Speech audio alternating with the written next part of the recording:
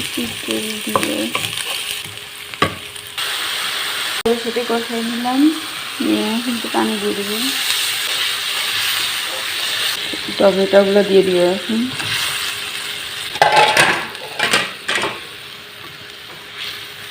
এই যে এগুলো আমি হালকা করে ভেজে নিছি।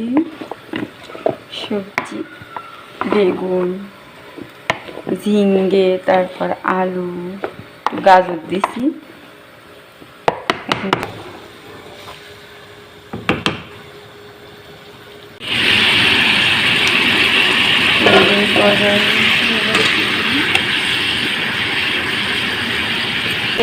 এখন আমি সবজিগুলো দিয়ে দিব।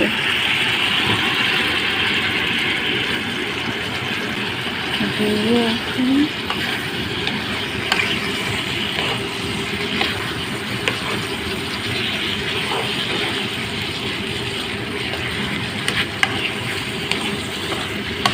কষা কষা হয়ে যাবে।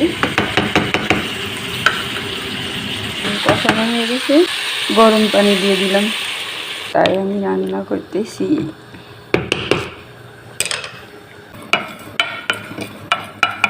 এখানে গুঁড়ো মুড়ি আছে, তারপরে জিরা আছে আর ধনিয়া হালকা গুঁড়া করা জিরে মিরে দিয়ে দেবো। জিরে তারপরে শেষ দিছি। এখন কি করব, চুলার পরে 10 মিনিট রেখে নামাই নেব। এখন আমি এইভাবে ঢেকে 10 মিনিট রেখে দিব। এই যে আমার তরকারি আমি এখানে ঢেলে রাখছি। কি সুন্দর ঘ্রাণ হয়েছে, দেখতে সুন্দর হয়েছে না?